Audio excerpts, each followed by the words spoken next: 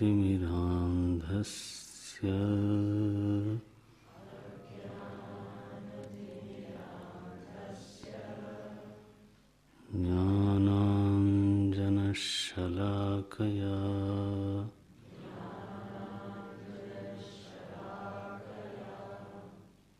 चक्षुरुन्मीलितं येन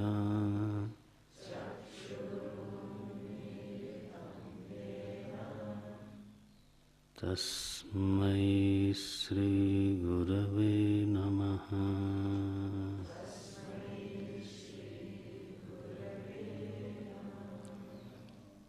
तस्मै श्रीगुरवे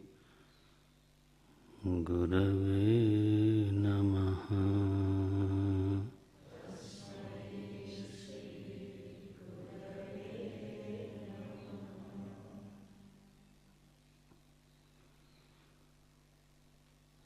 शक्तिद्वयं हि मायायाः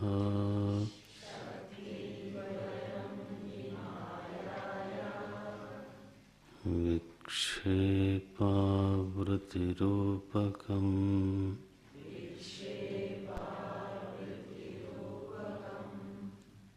विक्षेपशक्तिर्लिङ्गादि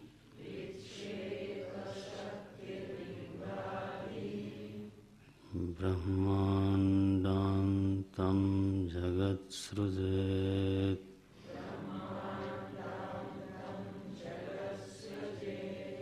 ब्रह्माण्डान्तं जगत्सृजेत्।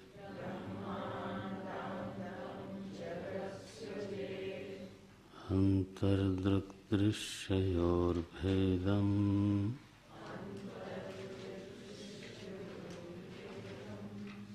बहिश्च ब्रह्मसर्गयोः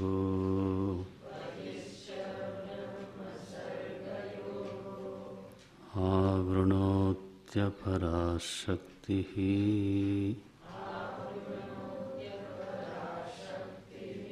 सा संसारस्य कारणा।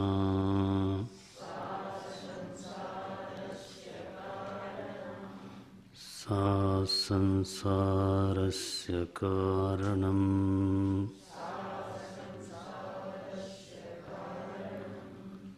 सृष्टिर्नाम ब्रह्मरूपे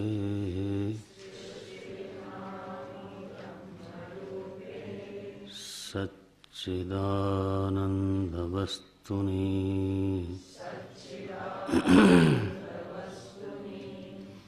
अब्धौ फेनादिवत्सर्व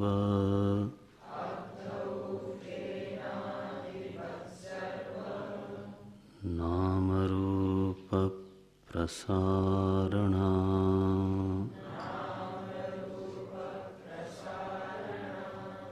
साक्षिणः पुरतो भानम्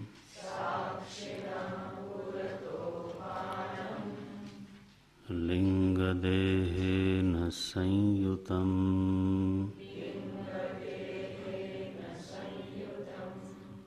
चितिच्छाया समावेशात्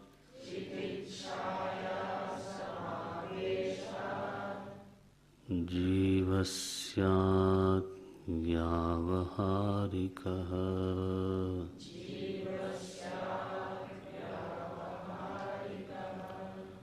अस्य जीवत्वमारोपात्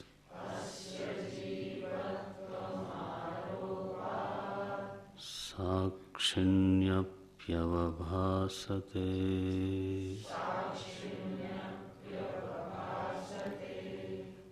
आवृतौ तु विनष्टायाम्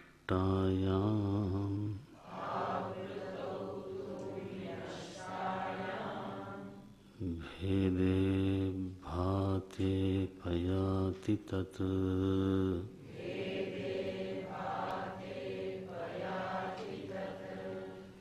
तथा सर्गब्रह्मणोश्च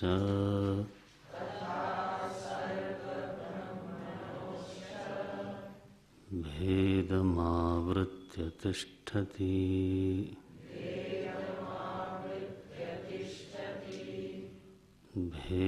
भेदमावृत्य तिष्ठति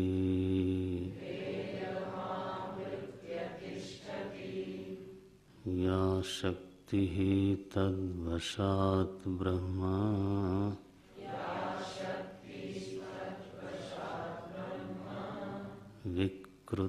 विकृतत्वेन भासते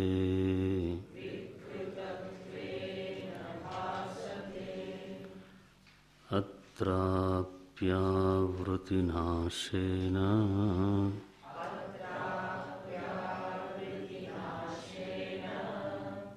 विभाति ब्रह्मसर्गयोः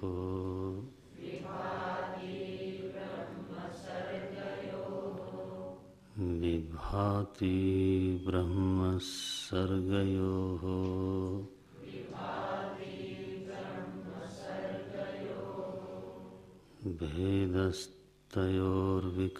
भेदस्तयोर्विकारस्यात्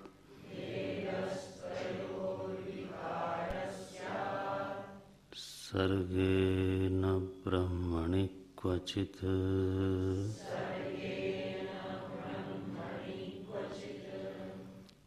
अस्ति भाति प्रियं रूपम्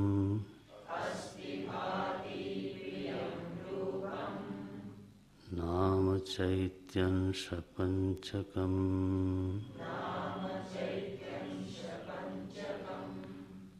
आद्यत्रयं ब्रह्मरूपम्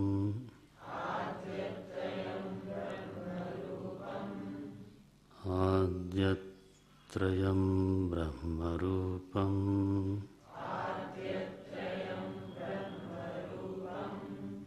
जगद्रूपं ततोऽद्वयम्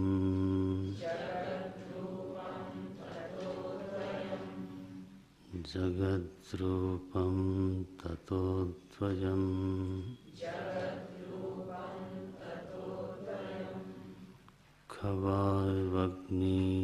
खवावग्निजलोर्विषु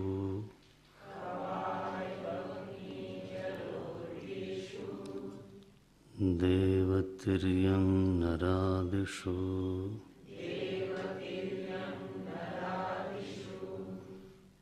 अभिन्ना सच्चिदानन्दाः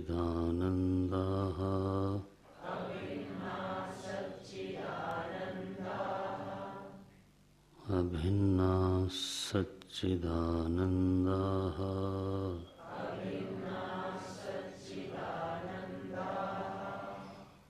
भिद्येते रूपनामनि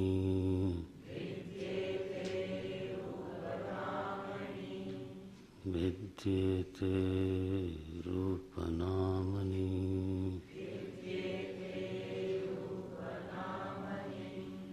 शक्तिद्वयं हि मायायाः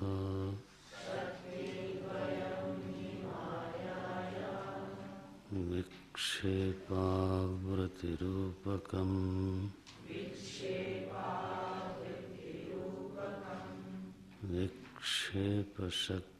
विक्षेपशक्तिर्लिङ्गादि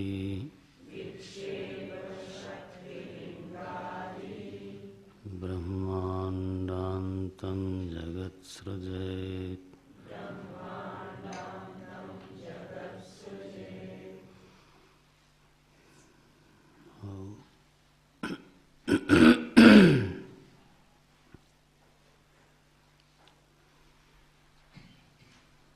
हमारे शास्त्रों में माया शब्द का बार बार उल्लेख होता है और जहाँ उसका उल्लेख होता है वहीं पर इस शब्द का लक्षण, इस शब्द की परिभाषाएं भी दी गई होती हैं। तो जो परिभाषा है, जो लक्षण है, वो शास्त्र के अनुसार समझनी चाहिए जिस शास्त्र में इस शब्द का उच्चारण होता है उसी शास्त्र में उसका क्या लक्षण बताया गया है, उसकी क्या परिभाषा बताई है, तो इसको भी देखना चाहिए। कई बार शब्द हम शास्त्र के लेते हैं और परिभाषा फिर सामाजिक लेते हैं, लौकिक ले लेते हैं। बचपन में जिसको हमने सुना तो उन परिभाषाओं को सामने रख लेते हैं, तो उससे शास्त्र में प्रवेश में तो बाधा होती है, बल्कि भ्रम भी होता है। तो यहाँ ये कहा गया कि माया की दो शक्तियाँ हैं और जहाँ जहाँ वो शक्तियाँ आपको मिल जाएं तो वहाँ वहाँ आप माया शब्द का व्यवहार कर सकते हो।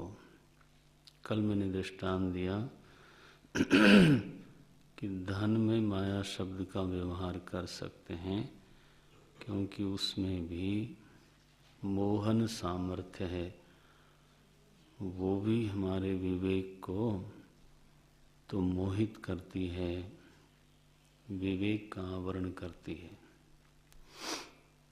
और सृजन सामर्थ्य भी है, दोनों ही सामर्थ्य चूंकि विद्यमान है, इसलिए धन को माया कहते हैं, इसलिए स्त्री को माया बोलते हैं, इसलिए पुरुष को माया बोलते हैं, इसलिए संपत्ति को भी माया बोल देते हैं, इसलिए कौटिल्य को भी माया बोलते हैं।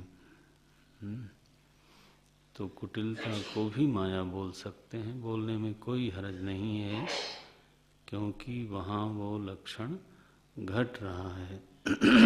ये तो जो मीठा लगे वो मीठा है, जो नमकीन लगे वो नमकीन है।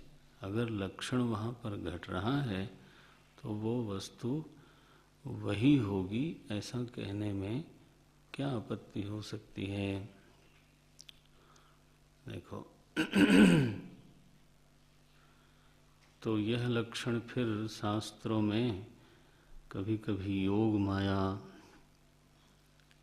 का उल्लेख होता है, और फिर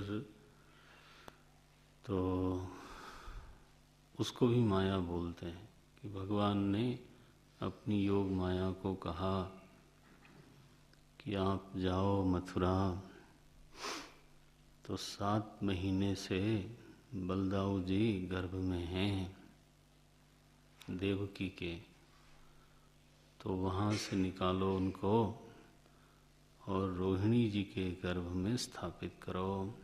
देखो, सो सृजन भी है, ये सृजन सामर्थ्य उनमें है, अद्भुत सृजन सामर्थ्य है। और ऐसी सृजन सामर्थ्य है कि जो सर्व सामान्य की समझ में ही नहीं आया कि ये क्या हुआ, लोगों को भ्रम हुआ। भागवत जी में लोगों ने ये कहा कि कंस महापापी है, दुष्ट है, इसके भय से देखो देवकी का गर्भ स्खलित हो गया, गिर गया। तो लोगों को ये नहीं किसी को पता लगा कि यही गर्भ, माने यथार्थ का बोध लोगों को नहीं हुआ, कहना यह है। तो चूंकि वहाँ भी आवरण है और वहाँ भी सृजन है, तो इसलिए ठीक है, उसको माया कहने में कोई आपत्ति नहीं। जहाँ जहाँ ये व्यवहार घटता हो, जहाँ जहाँ ये लक्षण घटता हो, तो वहाँ वहाँ आप इस शब्द का उच्चारण कर सकते हैं। ये त्रिगुण में भी ये चीज घटती है। त्रिगुण जो है तीनों के तीनों गुण ही आवरण भी करते हैं और सृजन भी करते हैं।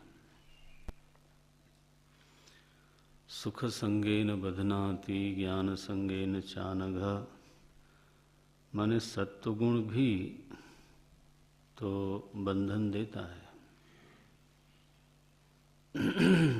रजोगुण तो देता है ये लोग समझते हैं, लेकिन सत्वगुण भी बंधन देता है, ऐसा गीता जी में कहा गया। देखो, सृजन सत्वगुण से ही होता है। विचार पहले हो, निश्चय पहले हो, फिर सृजन होगा।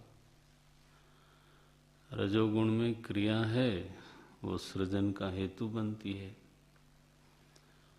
तमोगुण में विश्राम है, वो शक्ति को पुष्ट करती है, इसलिए सृजन का हेतु बनती है। सो त्रिगुण में भी आवरण है, त्रिगुण में भी सृजन है, बल्कि मूल आवरण वही है और मूल सृजन वही है। इसलिए फिर मूलतः जो माया बोलते हैं वो त्रिगुण को ही बोलते हैं। देखो, इस रीति से विचार करना चाहिए। मूलतः जो माया शब्द है वो त्रिगुण में जाके घटता है। इसलिए गीता में कहा दैवी ह्येषा गुणमयी। तो त्रिगुण में भी यह लक्षण विद्यमान है। क्या क्या? आवरण शक्ति और सृजन शक्ति, विक्षेप शक्ति। विक्षेप माने कई बार हम लोग अशांति समझते हैं, मन बड़ा विक्षिप्त है ऐसा बोलते हैं। तो क्षिप धातु है, क्षिप। क्षिप माने होता है फेंकना, है ना। इसलिए क्षेपण क्रिया है ना, क्षेपण किया, प्रक्षेप ऐसे भी बोल देते हैं। तो क्षिप माने फेंकना, ये देखो। तो विक्षेप माने क्या हुआ? विशेष रूप से फेंकना। क्षिप टू थ्रो, ये इंग्लिश में उसको कैसे बोलेंगे? क्षिप टू थ्रो, फेंक देना, थ्रो करना। तो चूंकि कभी कभी कोई ऐसी बात हो जाती है कि वो जो घटना है या वो जो प्रसंग है वो मन को उठा उठा के फेंकता है, कहीं टिकने नहीं देता, इधर फेंका उधर फेंका। तो मन चूंकि भटकता है और ऐसा लगता है कि उसको विश्राम नहीं मिल रहा है, तो फिर लोग बोल देते हैं इस समय बड़ा विक्षेप है। ये लेकिन अब विक्षेप माने अशांति ही मत कर लेना। मूल धातु जब तक न समझा जाए तब तक थोड़ा सही समझ नहीं रहती। तो सृष्टि क्या है भाई? तो कारण में से कार्य को फेंक देना। कुम्हार क्या करता है? मिट्टी में से घड़े का प्रक्षेप ही करता है, निकाल देता है। बोले एक पत्थर की शिला पड़ी थी, मूर्तिकार ने क्या किया? बोले उसमें से मूर्ति निकाल ली, मूर्ति प्रकट कर दी। माने क्या? मूर्ति का प्रक्षेप हुआ, विक्षेप हुआ। अब आप उसको मूर्ति निकाल ली बोलो, मूर्ति प्रकट कर दी बोलो, मूर्ति बना दी बोलो। एक चीज नहीं थी, उसमें से उसको बाहर निकाला, उसने फेंका। इसलिए मिसाइल का जो अनुवाद किया लोगों ने क्या किया? प्रक्षेपास्त्र। ये देखो, प्रक्षेपास्त्र ने ये अजीब सा शब्द बनाया है, हालांकि ये विषय से बाहर है, फिर भी वैसे अस्त्र माने ही होता है फेंकना। अस्क्षेपणे, अस धातु का अर्थ होता है क्षेपण करना। वह हथियार जिसको फेंक के प्रहार किया जाए उसको अस्त्र बोलते हैं। ये जैसे धनुष पर जो बाण चढ़ता है, क्योंकि वो हमारे हाथ से छूट जाता है, इसलिए उसको अस्त्र बोलते हैं। इसीलिए रिवॉल्वर के को भी लोग आग्नेयास्त्र बोलते हैं। शस्त्र क्या चीज हुई? जिसको हाथ में रख करके प्रहार किया जाए। जैसे तलवार है वो शस्त्र है, भाला दोनों ही है, लेकिन मुख्य रूप से शस्त्र है। ये भेद है, इसलिए हमारे यहाँ बोला जाता है अस्त्र शस्त्र दोनों ही चाहिए। तो अब यहाँ प्रक्षेपास्त्र देखो, तो अस्त्र में ही फेंकने वाला भाव है, फिर प्रक्षेप लगाया तो यहाँ प्रसंग के अनुसार तो विक्षेप का अभिप्राय बना सृजन, ये निर्माण सृजन। विक्षेप शक्तिर्लिंगादि ब्रह्मांडांतम जगत सृजयेत। तो विक्षेप शक्ति ने क्या किया? तो जगत सृजित, जगत का सर्जन किया। जगत कितना बड़ा? बोले लिंगादि ब्रह्मांडांतम, ये उसका परिमाण हो गया। जगत आरंभ हुआ लिंग शरीर से, अहंकार से, वहाँ से आरंभ होकर के तो ब्रह्मांड तक ये जगत सृजत हुआ। किसने सृजन किया? बोले विक्षेप शक्ति ने। जब ऐसा कहा स्वामी जी ने, तो प्रश्न आया कि जगत की आपके मत में परिभाषा क्या है? जगत किसको बोलते हो आप? सृष्टि किसको बोलते हो? वो तो लक्षण करना पड़ेगा आपको। इस ग्रंथ में जगत शब्द का उच्चारण पहली बार हुआ है ना। देखो तो परिभाषा भी आप ही करो। अब ऐसी परिभाषा भी कर सकता है कोई साधारण व्यक्ति कि जो दिखाई दे, सुनाई दे, जिसके साथ हम व्यवहार करें, उसको बोलते हैं जगत। गलत नहीं है, कह सकते हैं, क्योंकि पहले तो यही अनुभव में आता है। जगत किसको बोलते हो? जिसके साथ में व्यवहार करता हूं। वो दिखाई देता है, सुनाई देता है, स्पर्श में आता है, स्वाद में आता है। ये जो हमारे व्यवहार का जो साधन है और उस व्यवहार के परिणाम स्वरूप हमको सुख देता है, दुख देता है हमारे भीतर, फिर सुख दुख के अनुसार राग की उत्पत्ति करता है और द्वेष की उत्पत्ति करता है। देखो ये सब चेन रिएक्शंस हैं। एक प्रतिक्रिया की फिर प्रतिक्रिया, व्यवहार किया उससे सुख दुख हुआ। अब सुखानुशयी राग, जिससे सुख हुआ उससे राग हुआ। दुखानुशयी द्वेष, तो जहाँ से दुख हुआ वहाँ द्वेष हुआ। तो अब राग द्वेष परिणाम वृत्ति है। फिर राग द्वेष पुरस्सर प्रवृत्ति होगी, सोच होगी, परसेप्शन होगा। ये ऐसा कुछ घुमावदार फिर सारा जीवन हो जाता है। तो मैं जगत में हूँ, जगत के साथ व्यवहार होता है, उस व्यवहार से ये परिणाम प्रकट होता है। एक परिणाम नहीं, परिणाम का परिणाम, परिणाम का परिणाम, परिणाम का परिणाम।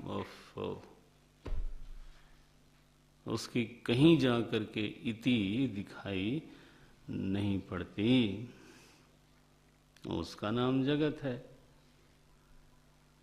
वो तो ठीक है। जगत ऐसा है, इस विषय में किसी को कोई आपत्ति हो नहीं सकती। ये परिणाम को समझते हो ना आप? जैसे मैंने कहा राग द्वेष, अब राग द्वेष फिर हमारी सोच को, हमारे ज्ञान को प्रभावित करेंगे। हम किसी को मनुष्य नहीं मित्र मानेंगे, मनुष्य नहीं शत्रु मानेंगे। देखो, तो my perception is somewhere affected. अब ये परिणाम का परिणाम हुआ। अब अगर परसेप्शन ही गलत हो गया तो उसके विषय में हमारी फिर सोच होगी, प्रभावित होगी उससे। इस सोच के अनुसार जो उसके साथ फिर हम व्यवहार करेंगे वो भी प्रभावित होगी। और फिर उस व्यवहार से जो सुख दुख निकलेगा, हद है, माने हद है। आदमी ऐसा फंस के रह जाता है बेचारा, अगर ध्यान दे तो निकलने का रास्ता ही नहीं दिखता। ये तो अंतर्यामी प्रभु बैठे हैं, इसलिए हम लोग थोड़ा मुस्कुरा लेते हैं।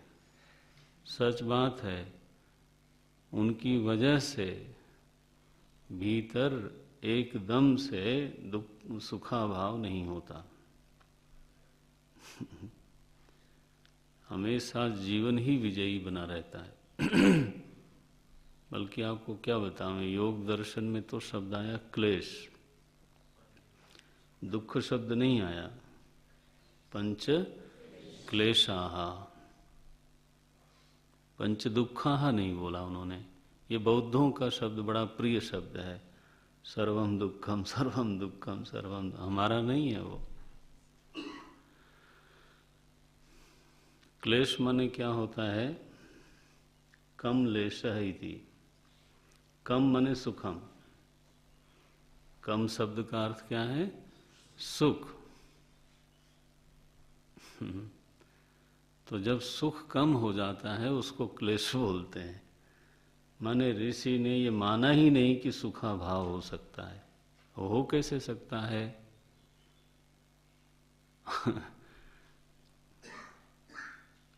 आनंद स्वरूप परमात्मा आपके हृदय में विराजता हो तो और अविनाशी हो तो आनंद का अभाव तो नहीं हो सकता, आप निश्चित जान लो। चाहे आप परम दुखी हो ना, वो भी एक मिथ्या शब्द है।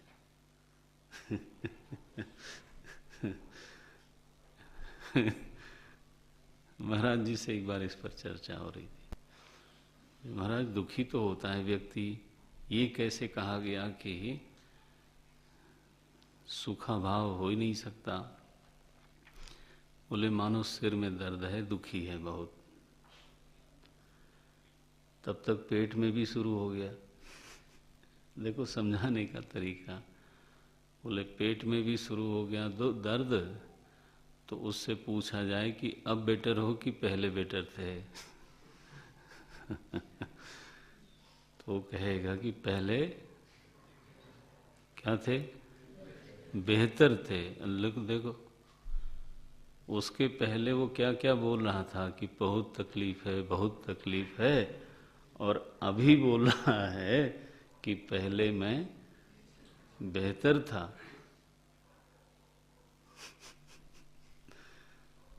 तो जिसको हम बहुत बहुत बुरा समझते हैं उसमें बहुत सारी बेहतरी है। उसमें से एक निकालोगे तब समझ में आएगा कि अरे पहले वाला,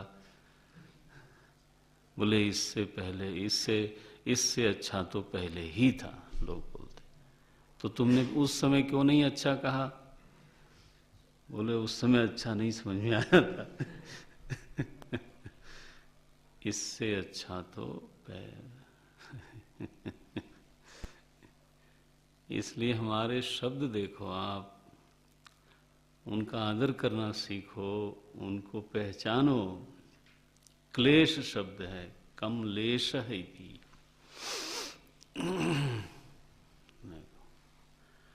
तो क्या बोलते हैं कि इस सृष्टि में तो एक परिणाम का ऐसी एक प्रक्रिया चली हुई है, परिणाम प्रवाह चला हुआ है। उसको हम इंद्रियों से देखते हैं, फिर उसका मन पर प्रभाव पड़ता है, फिर क्रिया पर प्रभाव पड़ता है। ऐसा जगत हमको मालूम पड़ता है।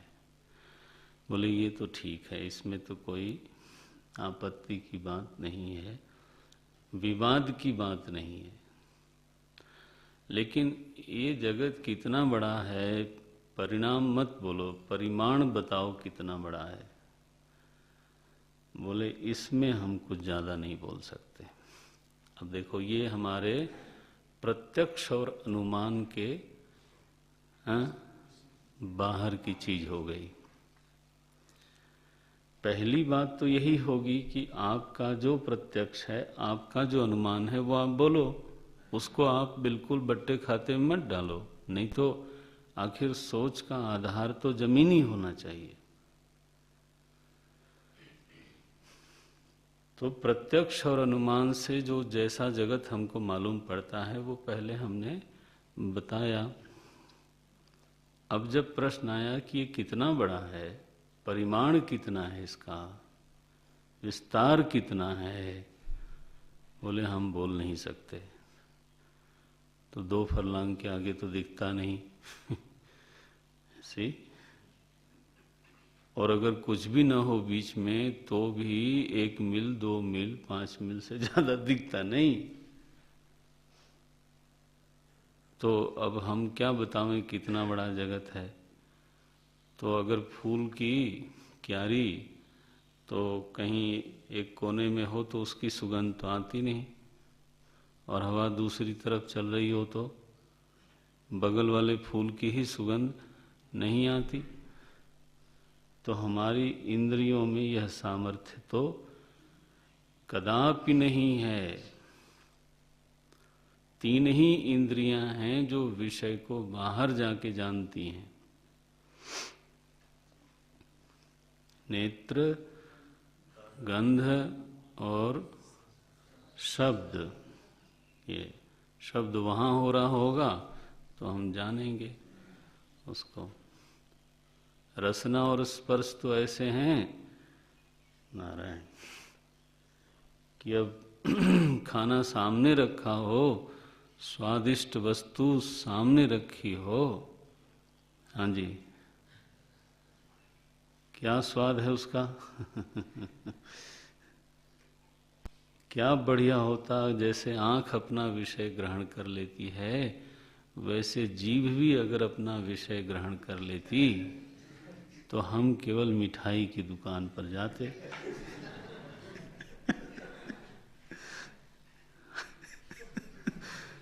बिल्कुल, खरीदने की क्या बात है। आखिर देखने के लिए आप कहाँ जाते हो, केवल वहां जाते हो, आंख से उठाते थोड़ो।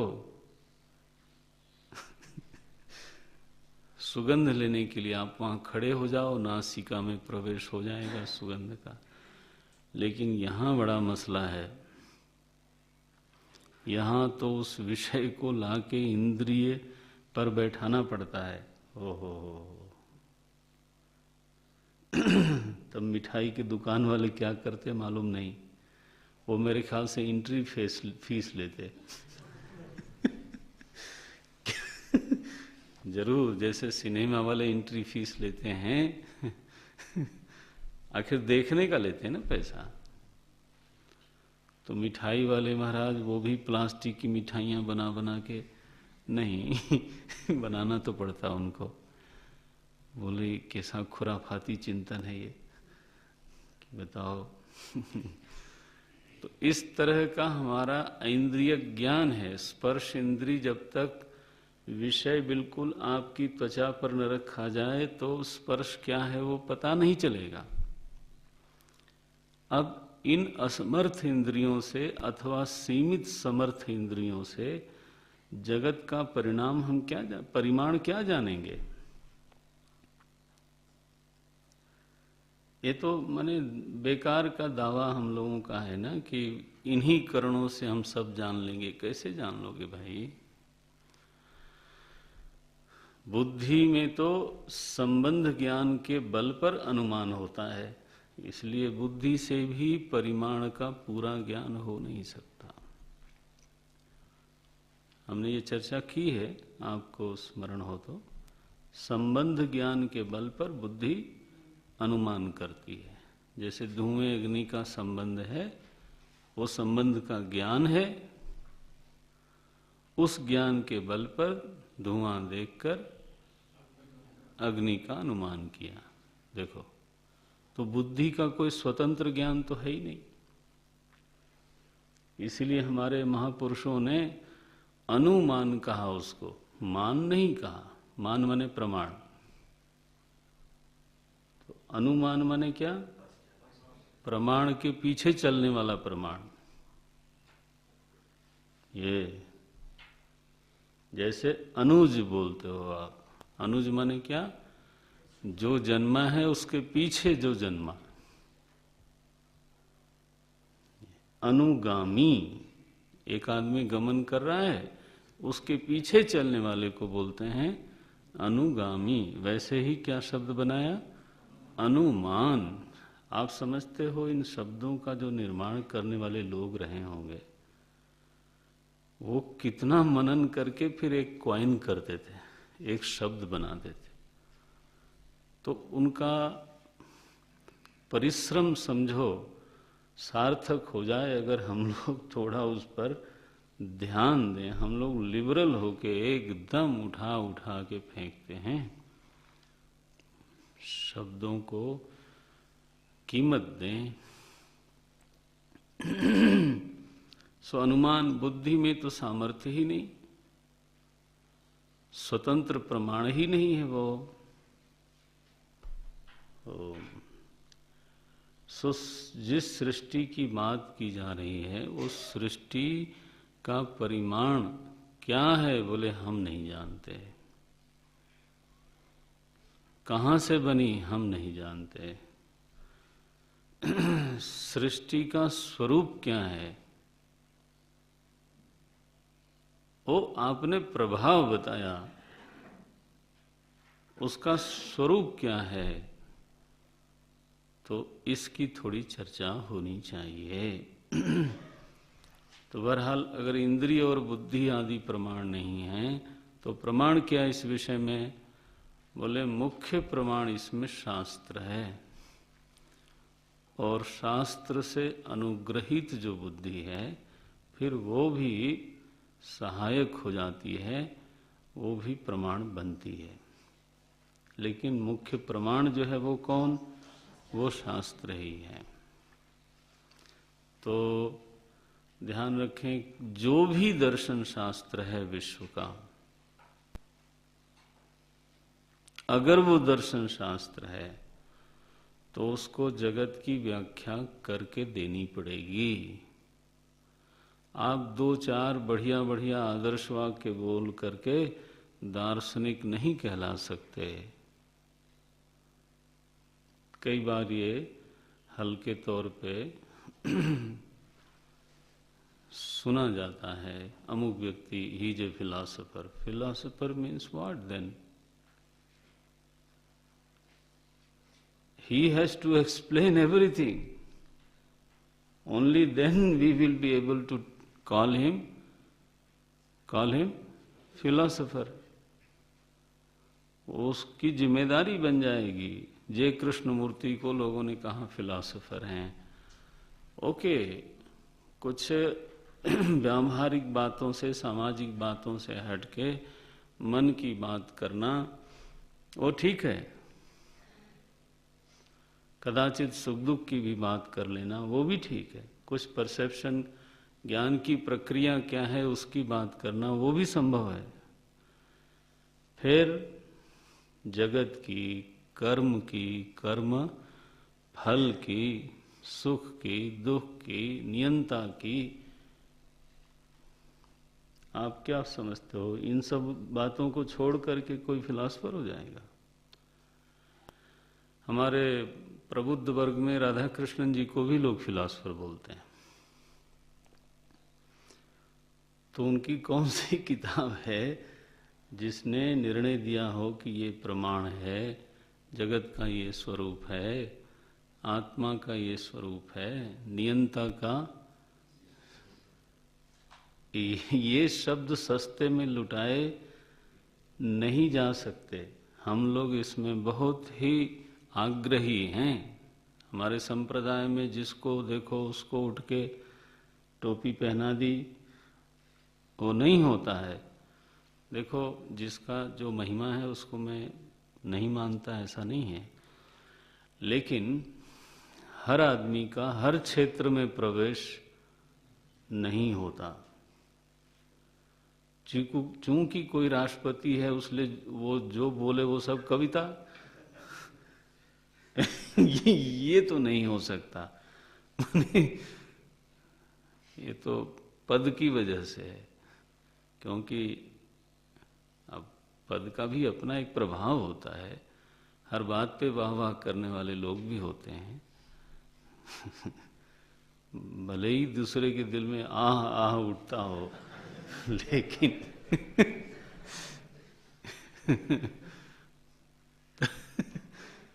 ओम नमो नारायण। एनीवे, तो हमारे दर्शन शास्त्र में तो ये विषय आप छोड़ नहीं सकते। तो आपने कहा कि सृष्टि विक्षेप शक्ति ने बनाई। ये क्या है विक्षेप शक्ति? बोले माया की दूसरी शक्ति का नाम विक्षेप शक्ति है। उसने ये सृष्टि बनाई। सृष्टि क्या चीज है, मुझे बताइए।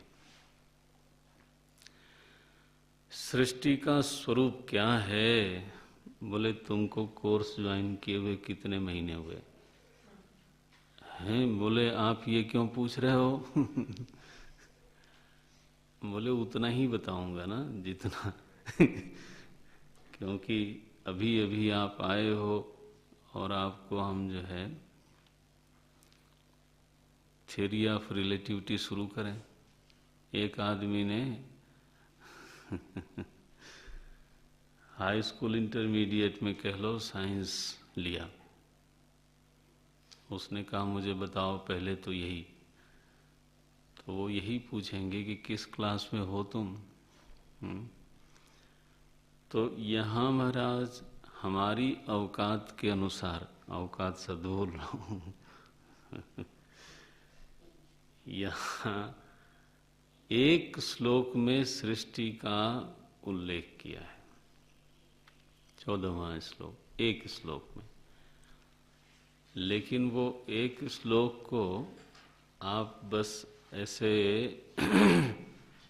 जीवन में क्या बोलो पी जाओ बस इसको।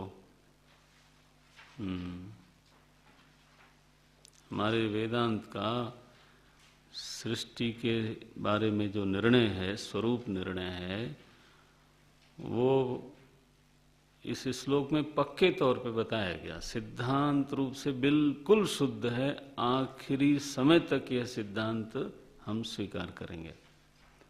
केवल विस्तार की कमी हो सकती है, सिद्धांत में पूरी सच्चाई। क्या बोले? सृष्टि नाम। सृष्टि नाम का अर्थ होता है सृष्टि उसको कहते हैं। नाम माने नाम मत जोड़ना। नाम का अर्थ होता है उसको कहते हैं। जैसे को नाम बंधा, तो को नाम बंधा का अर्थ क्या है? बंधन किसको कहते हैं? ये नाम शब्द का प्रयोग ऐसे होता है संस्कृत में। हाँ किसको कहते हैं? तो सृष्टि नाम, तो अर्थ क्या बनेगा? सृष्टि उसको कहते हैं। ये सृष्टि नाम बोले किसको महाराज? सृष्टि किसको कहते हैं? तो बोले ब्रह्म रूपे सच्चिदानंद वस्तुनि। सृष्टि ब्रह्म रूप में सप्तमी है, ध्यान देना। पहले ग्रंथ समझ लो, बाद में व्याख्या समझना।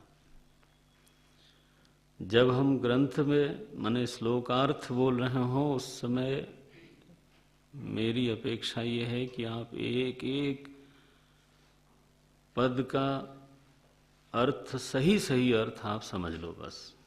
इसके बाद व्याख्या समझो। कई बार मैं व्याख्या पहले करता हूँ, है ना, पदार्थ बाद में बताता हूँ, उसका प्रयोजन है। लेकिन अभी तो आप पदार्थ देखो। क्या बोलते हैं? सृष्टिर्नाम, सृष्टि उसको कहते हैं, किसको? बोले ब्रह्म रूपे, ब्रह्म रूप में। मैंने अभी अभी कहा ये क्या है? सप्तमी है। तो ब्रह्म रूप में। जिज्ञासु ने पूछा ब्रह्म रूप क्या है? ब्रह्म का कोई रूप है? काला है, नीला है, पीला है, लंबा है, चौड़ा है। यानी जब आप रूप शब्द का व्यवहार करोगे तो मन में क्या बात आएगी कि कोई इस तरह का कोई रूप होगा, चतुर्भुज होगा, अथवा गंगाधर होंगे, है ना। तो आपने तो शब्द दिया ब्रह्म रूपे। इसका क्या अर्थ है? बोले वो रूप विशाल है। ब्रह्म माने बृहत्वाद ब्रह्म, विशाल रूप। ध्यान देना, ये विशाल शब्द बड़ा विचित्र है। ये संज्ञा भी है और ये विशेषण भी है। कभी ध्यान दिया इस पर? जब ये संज्ञा विशेषण बनता है तब ये सीमित हो जाता है। माने विशाल जो है वो सीमित हो जाता है। मैं बोले बड़ा विशाल वृक्ष है, तो चूंकि वृक्ष का विशेषण बन गया, इसलिए अब कितना विशाल होगा? अब होगा भी तो कितना विशाल होगा? क्योंकि जिसका वो विशेषण है उसकी तो सीमा है। बोले बड़ा विशाल महल है, तो अब देखो उसी विशाल का अर्थ फिर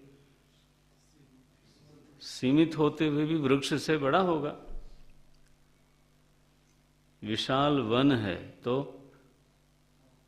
अब देखो, विशाल देश है तो इस विशाल शब्द का अपना कोई अर्थ देखा जाए तो बचता नहीं है।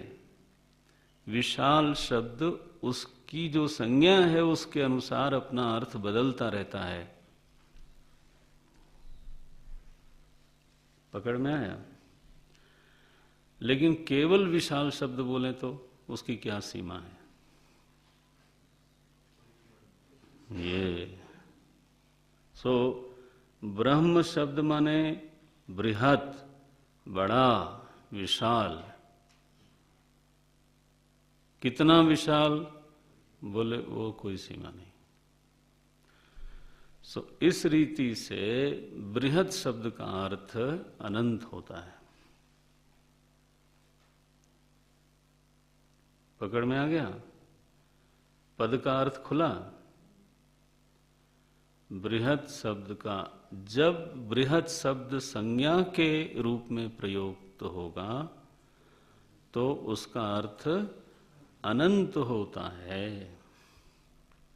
तो ब्रह्म रूपे का अर्थ क्या हुआ फिर? अनंत रूपे।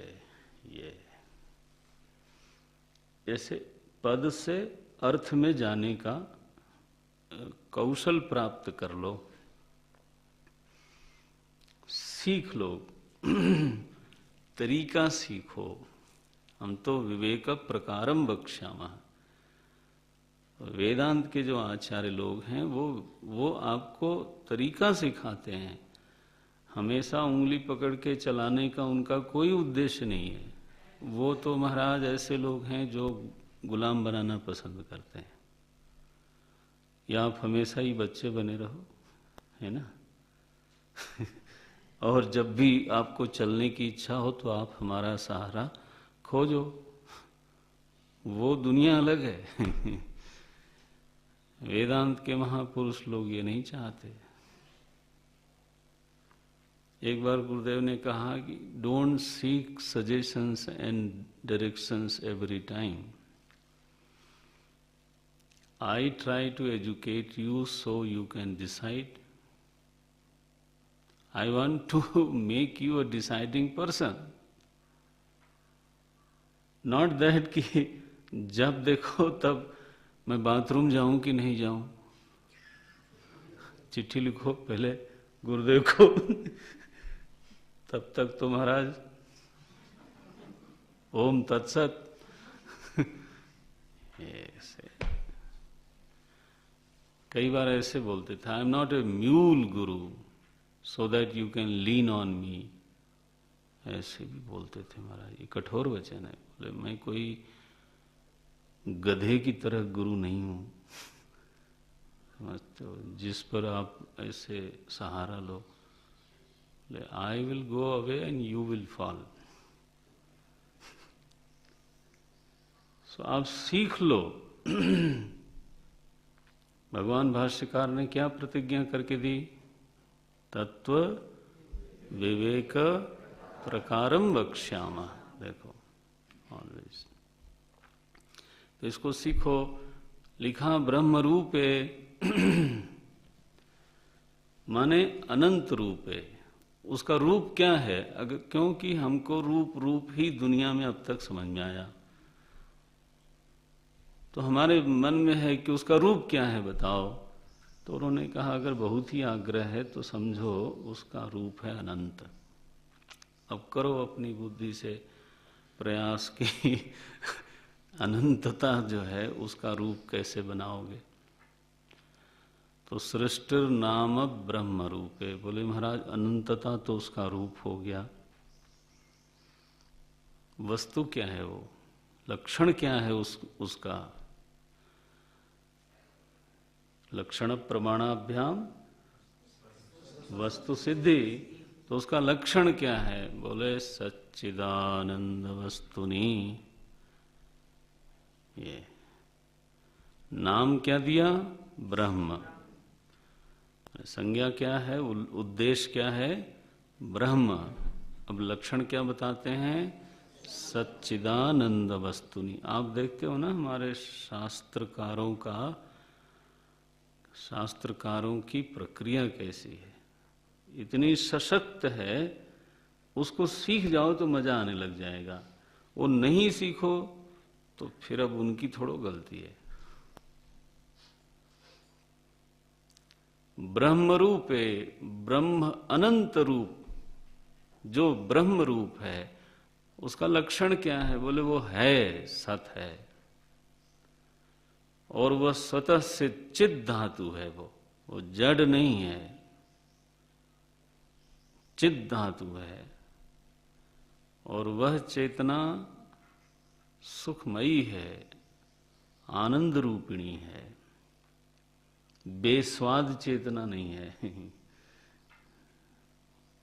उसका अपना एक स्वाद है। ऐसी एक धातु है, ऐसी चीज है, वस्तु है। क्या शब्द लिख रहे हैं? वस्तुनी। अवस्तु न समझना। ऐसी एक चीज है, वस्तु है। कैसी वस्तु है? बोले एक तो अनंत समझो उसको। कैसी अनंतता? किसकी अनंतता? बोले सत्ता की, अनंत सत्ता। जिस अस्तित्व में न देश की सीमा है, न काल की सीमा है, न द्रव्य की सीमा है। ये सीमाएं जो है ना, ये इन्हीं तीन जगहों से आती हैं। एक चीज देश में सीमित हो गई, एक चीज काल के घेरे में आई, माने पहले नहीं थी, अब शुरू हुई, बाद में मिट जाएगी। तो काल की सीमा, और तीसरी द्रव्य की सीमा। द्रव्य की सीमा क्या हुई कि आज, ध्यान देना इस पर, आज मैं अपना अस्तित्व कहाँ अनुभव करता हूँ? इस द्रव्य में। तो मेरा अस्तित्व का परिमाण कितना है? जितना शरीर का परिमाण है, बस। तो मेरे अस्तित्व की चारदीवारी बन गया है क्या? यह शरीर बना कि नहीं? ये पुस्तक के अस्तित्व की चारदीवारी क्या? ये द्रव्य।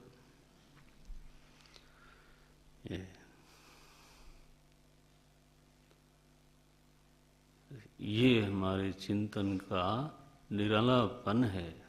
ओहो, अपूर्वता होती है महाराज। शायद ही किसी क्षेत्र में ऐसा चिंतन हुआ हो, अस्तित्व की संभावित सीमाओं का उन लोगों ने निरूपण कर दिया। देश, काल और वस्तु माने द्रव्य। तो सत्ता ऐसी जिसमें देश है, जो देश में नहीं है, बल्कि जिसमें देश है। सत्ता ऐसी जिसमें काल है, वो काल में नहीं है। सत्ता ऐसी जिसमें द्रव्य हैं, वो द्रव्य में नहीं है। ऐसा, ऐसी कभी बैठ के इस पर ध्यान करके देखो, तब थोड़ा और साफ हो जाएगा। हम लोगों को जो सत्ता मालूम पड़ती है, वो या तो देश में, या फिर काल में घिरी हुई, या फिर द्रव्य में घिरी हुई। वो पंचदशीकार पूछते हैं कि देश भी कहीं है कि नहीं? बोले देश देश में तो हो नहीं सकता। तो देश कहाँ है? बोले अदेश में। काल कहाँ है? अकाल में। हमारे ग्रंथ साहब में कहा अकाल मूरत। बोले तुमको मूरत का बड़ा शौक पड़ा हुआ है, तो लाओ तुमको यही बोल देते हैं। ऐसी वो तो they have tried their best to communicate the reality.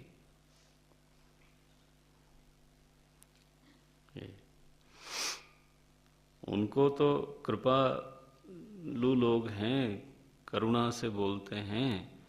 उनको हमारे हृदय में वो बोध जगाना है, अब शब्दों का सहारा लेते हैं। सो सत्ता ऐसी है, और वह सत्ता जड़ है कि चेतन है? क्योंकि सत्ता या तो जड़ होगी या चेतन होगी।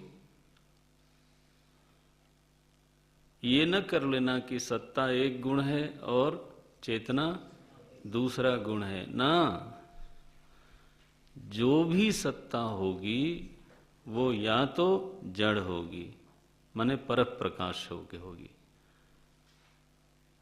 या तो चेतन होगी, माने स्वप्रकाश होगी। बस चेतन का मतलब क्या? स्वयं प्रकाश सत्ता, स्वतः सिद्ध सत्ता।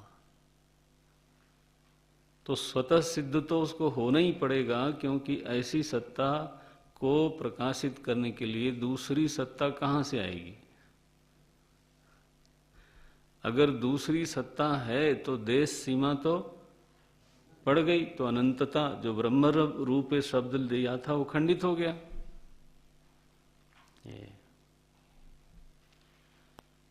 देखा आपने शब्द कैसे बनाते हैं? इस श्लोक में कुल 25-30 शब्द होंगे, लेकिन शांति से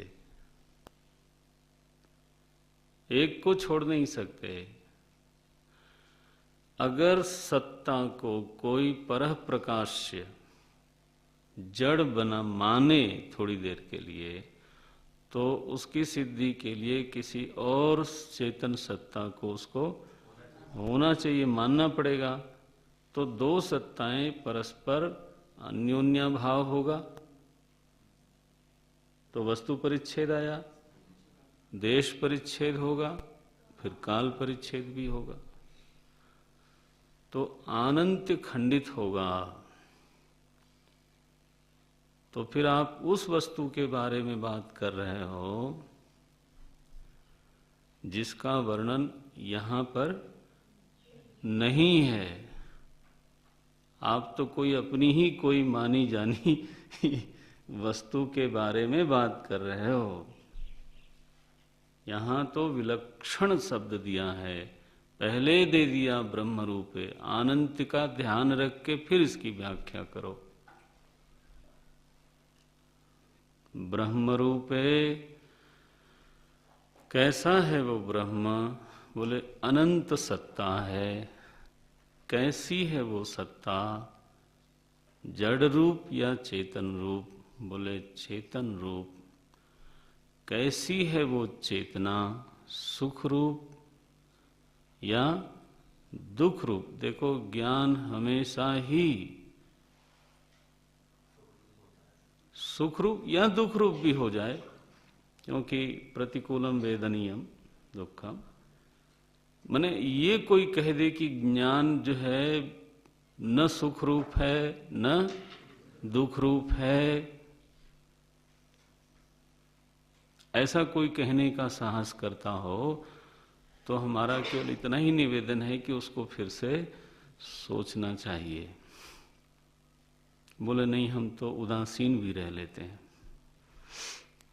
हमने किसी को जाना और न हम सुखी हुए, हाँ, और न दुखी हुए। बोले ये बात भी ठीक है, लेकिन वही आदमी आपको कहीं मद्रास में मिल गया तो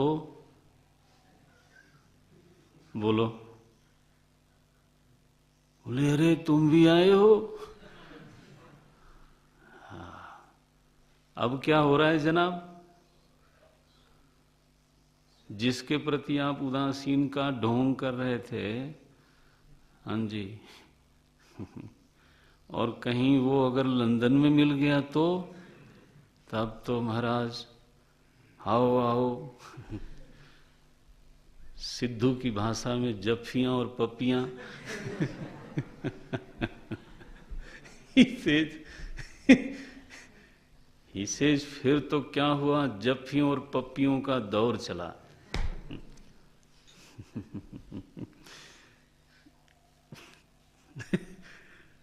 वो महाराज स्ट्रोक प्लेयर रहे हैं तो वाणी में भी स्ट्रोक प्लेयर रहते हैं।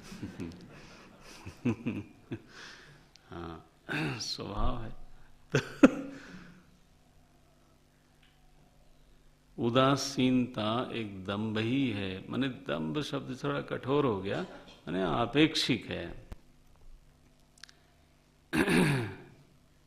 एक व्यक्ति बहुत प्रतिकूल नहीं है, उससे काफी बड़े बड़े हैवी वेट वाले प्रतिकूल लोग हैं, ठीक?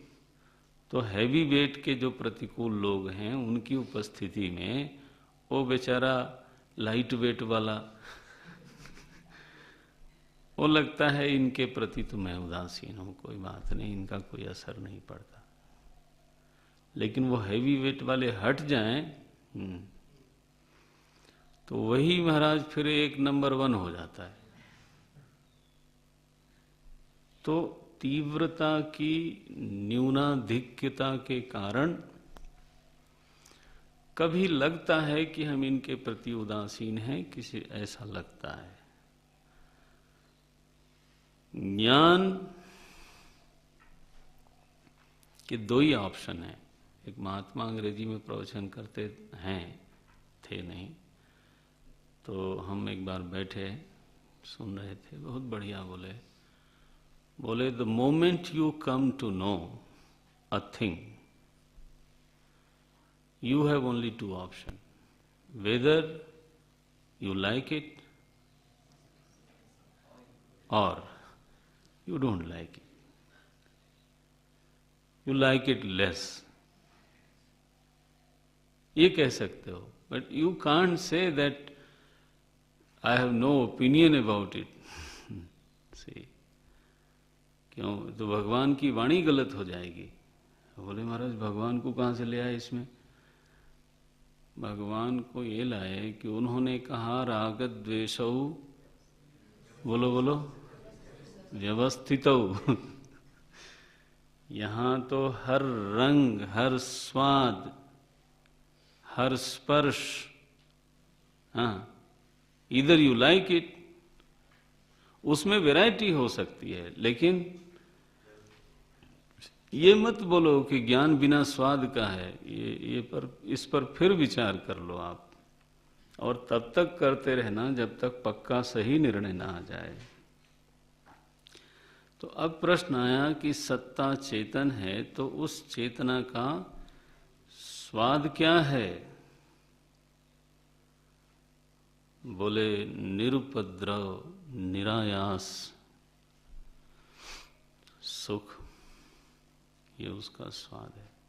निरुपद्रव, जिसमें किसी प्रकार का उपद्रव नहीं है, किसी प्रकार का आयास नहीं है।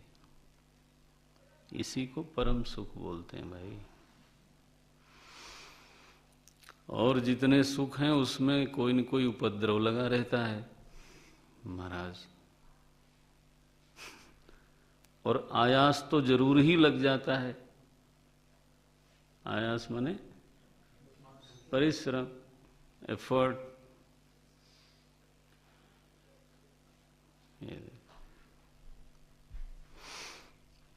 सच्चिदानंद वस्तुनि, तो सत्ता चिन्मयी, चेतना आनंदमयी। ऐसी जो आनंदमयी चिन्मयी सत्ता है, वह कैसी है? बोले वो ब्रह्म रूप है। माने माने अनंत है। अच्छा, इस अनंत ब्रह्म रूप सच्चिदानंद में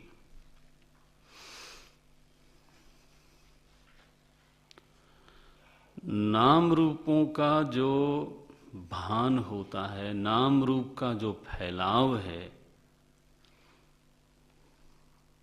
उसी को हम सृष्टि बोलते हैं।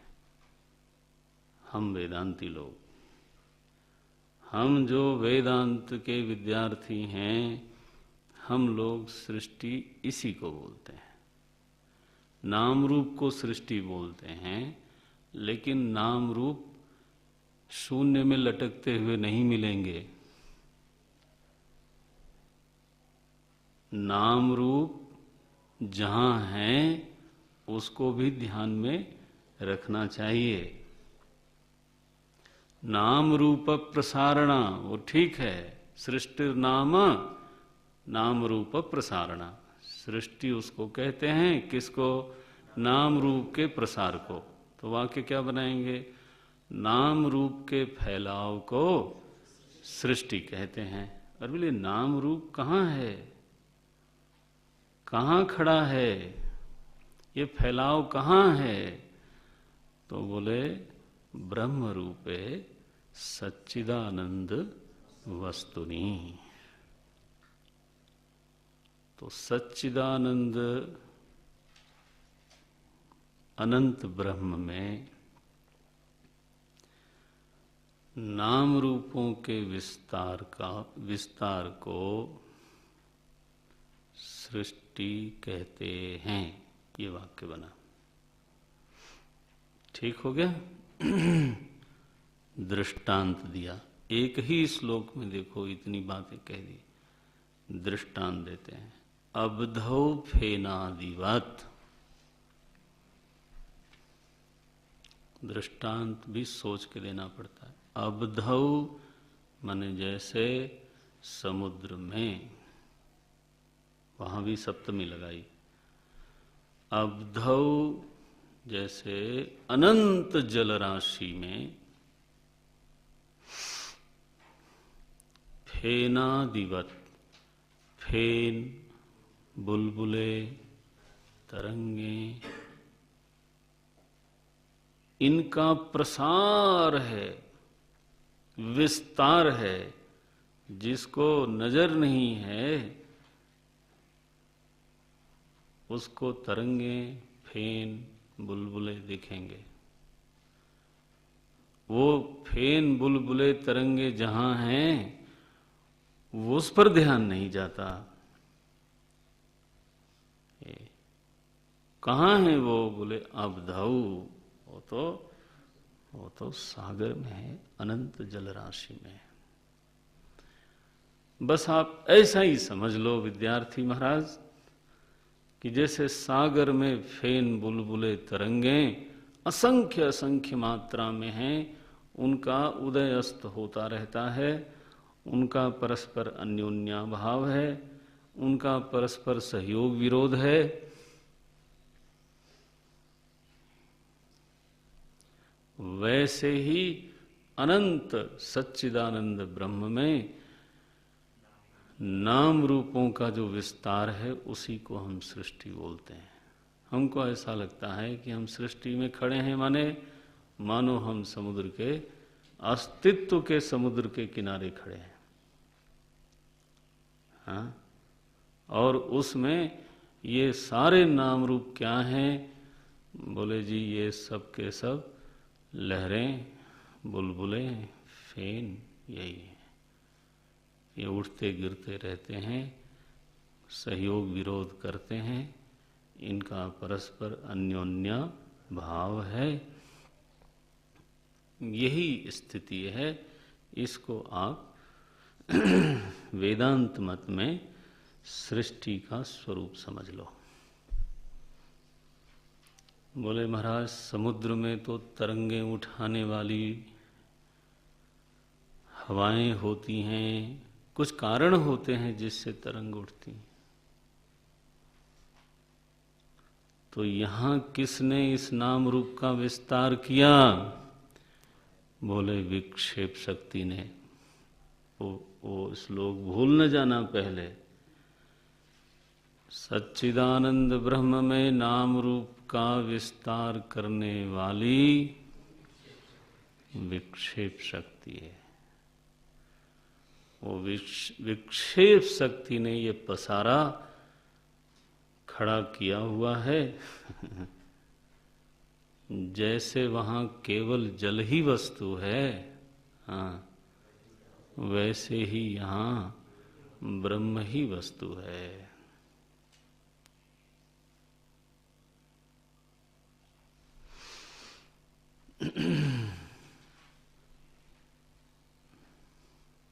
देखो,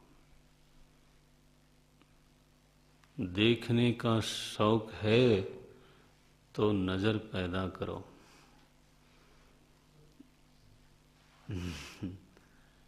ये ऐसे नहीं दिखती है, नजर पैदा करनी पड़ती है। बोले हमें भगवान को दिखा दे, भगवान को दिखाओ। मैया मोई चंद खिलौना लइयो। जब देखो तब शुरू हो जाते हैं लोग। देखने का शौक है तो नजर पैदा करो, ज्ञान दृष्टि सिद्ध करो, विचार से, शास्त्र से अनुग्रहित विचार से। मनमाना उद्दंड उच्छृंखल विचार से वो ज्ञान दृष्टि कभी पैदा नहीं होती। देखो